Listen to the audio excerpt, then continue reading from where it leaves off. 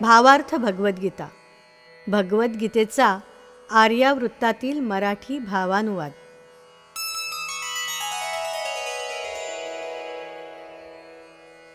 अध्याय 17. श्रद्धात्रय विभाग योग.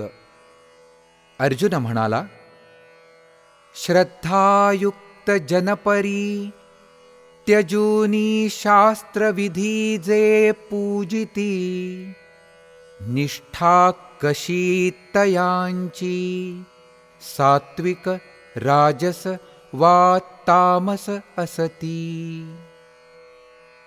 भगवान श्रीकृष्ण म्हणाले, श्रद्धा त्रिविध जीवासी, म्हणे श्रीकृष्ण येती स्वभावता. रजतमवा सत्वगुणी, ऐक धनंजया सांगतो आता. स्वभाव जसा भारता, असे श्रद्धा तशी ती जीवाची. श्रद्धायुक्त पुरुष हा घडे तसा, श्रद्धा जशी जयाची. सत्वगुणी यजति देव, रजोगुणी नित्य यक्षराक्षसा ते.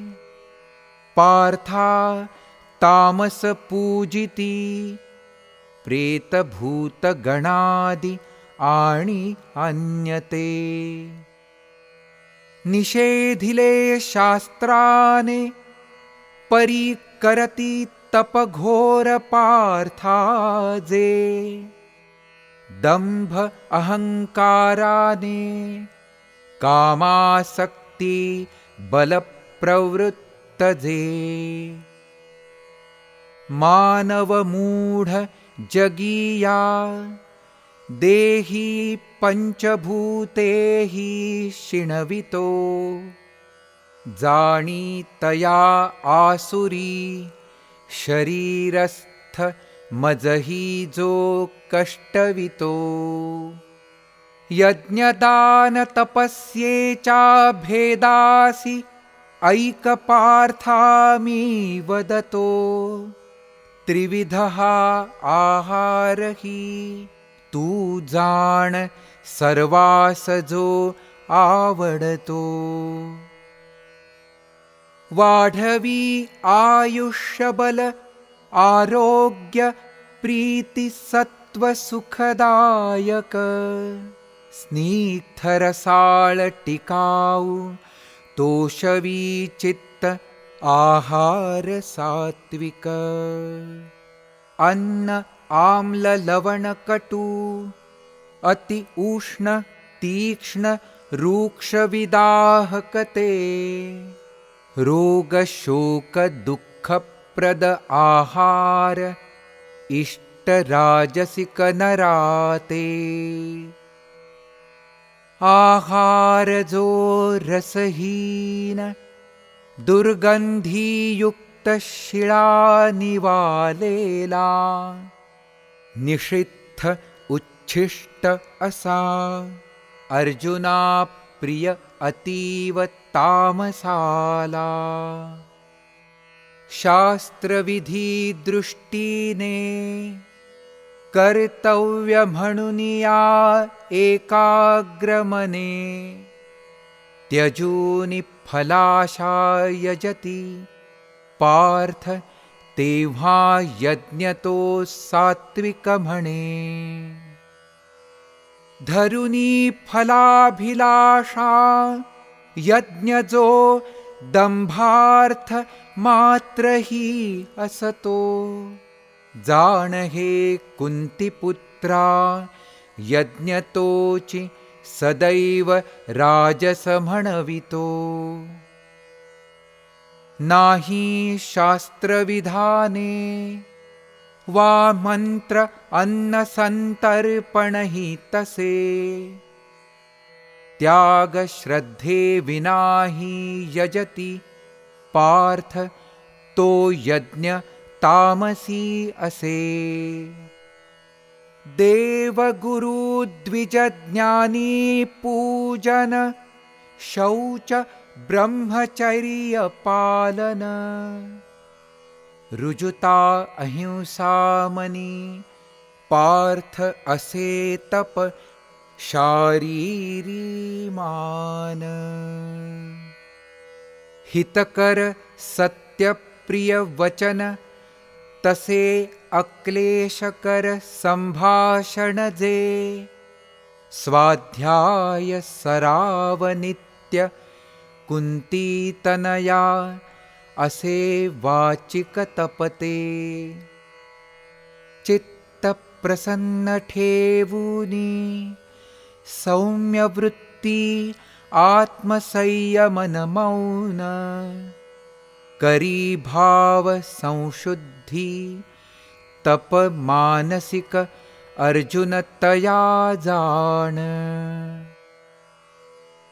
परम श्रद्धेने असे होवुनी युक्त सोडुनी फलाशा तपती नर तपजे त्रिविध सात्विक तप म्हणावे तपासी अशा तप करीती दंभाने सत्कार पूजा मानार्थ ही ते तपते राजस म्हणवी चंचल क्षणिक जाण या विश्वाते तप करी दुराग्रहाने अर्जुना पिडूनी अंतरात्म्यासी असे परविनाशार्थे बोलती तप तामस त्या तपासी दातृत्व भावे पार्थ उपकारावीण दान जे देणे योग्य देश काळी जे दान सत्पात्री ते सात्विक म्हणे परी प्रत्युपकारार्थ फलाशेने मनक्लेशाने तसे देणे दान जे असे पार्थ ते राजसदान म्हणवितसे अयोग्यस्थळी अकाळी अपात्र अनादराने जे दान दिले अवहेलनेने पार्था जाणते तामसिक दान ओम तत्सत ह्या परी परब्रह्म नामे तीन मानिले वेद यज्ञ द्विज सर्वही त्यातून पूर्वीच तसे निर्मिले यास्तव उच्चारुनी ओम ऐसे आरंभिती ब्रह्मवेत्ते यज्ञ तपदानादिक्रिया पार्थ निरंतर शास्त्रविधानाते उच्चारुनि तत् पार्थ फलवासनाते चित्ती न लक्षिती नानायज्ञ तपदानहि अनुष्ठानिति जे मोक्षकांक्षिति सत्यत्वे साधुत्वे शब्द सत् ऐसे नित्य प्रयोजितो प्रशस्त कर्मी तैसे सत् हाचि कुंती तनया योजितो यज्ञी दानी वा तपी भावना स्थिर अशी सत् इति म्हणवी कर्मेति ब्रह्मार्थी धनंजया त्यासही सत् बोलवी श्रद्धे शिवाय केले दान, तपवा हवन येथे पार्थ. बोले असज्जगीते, जाणी लोकी परलोकी व्यर्थ. बोले असज्जगीते, जाणी लोकी परलोकी व्यर्थ.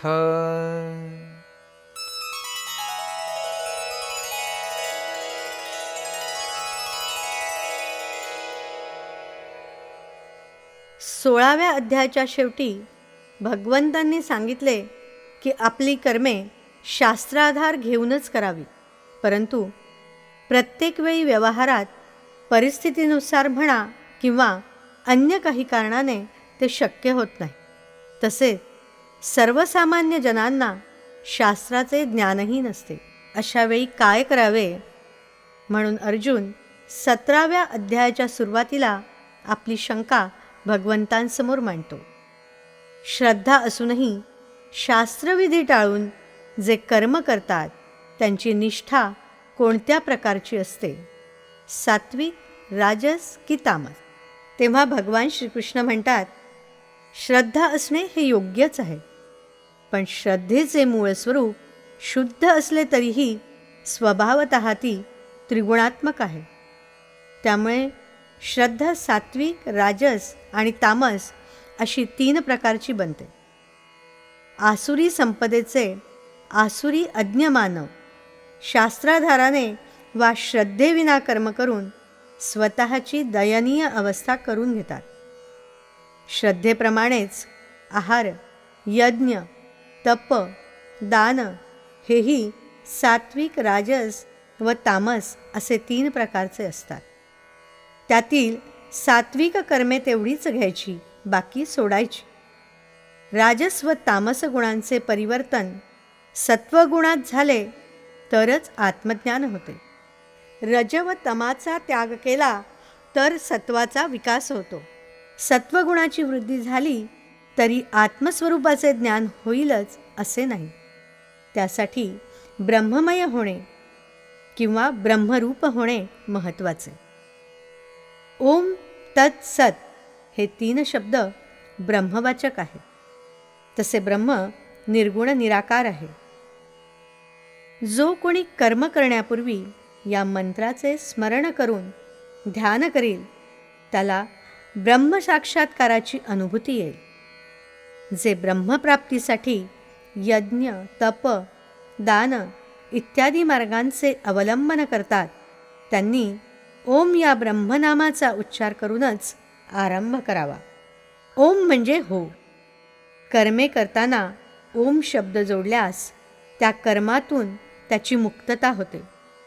कर्म करण्यापूर्वी ओम म्हणणे म्हणजे जे कोणते कर्म मनुष्य करतो ते ईश्वरेच्छेनेच करतो. तत् म्हणजे ते तत्व. तत् हा शब्द परब्रह्म या संबंधात वापरला जातो. कर्म करीत असताना कर्माची परिणती फलात होऊ नये म्हणून तत् हा शब्द उच्चारला जातो. या जगात जे काही आहे ते परमेश्वराचेच आहे ही भावना त्यात आहे. कर्म करणाऱ्यांमध्ये मीच करता ही भावना खोलवर रुजलेली असते. त्यामुळे कर्म अर्पण केले तरी करता वेगळाच राहतो. हे द्वैत आहे. असे घडले तर पुन्हा जन्ममृत्यूच्या फेऱ्यात अडकणे आलेच. म्हणून आपण परब्रह्मापासून वेगळे नाही, त्याच्याशी आपण एकरूप व्हावे ही भावना हृदयात दृढ असावी म्हणून सत म्हणजे सत्य हा शब्द उच्चारला जातो. त्यामुळे परब्रह्म व जीव यातील द्वैताची भावना नष्ट होते.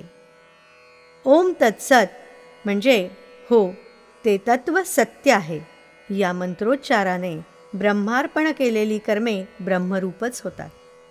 ओम तत्सत अशा श्रद्धेशिवाय केलेले यज्ञ तपदानही निरर्थक ठरतात. श्रद्धेशिवाय केले दान तपवा हवन येथे पार्थ, बोले असत जगीते जाणी लोकी परलोकी व्यर्थ. यापुढे 18व्या अध्यायात आपण आत्तापर्यंत ऐकलेल्या सिद्धांतांची उजळणी करणार आहोत.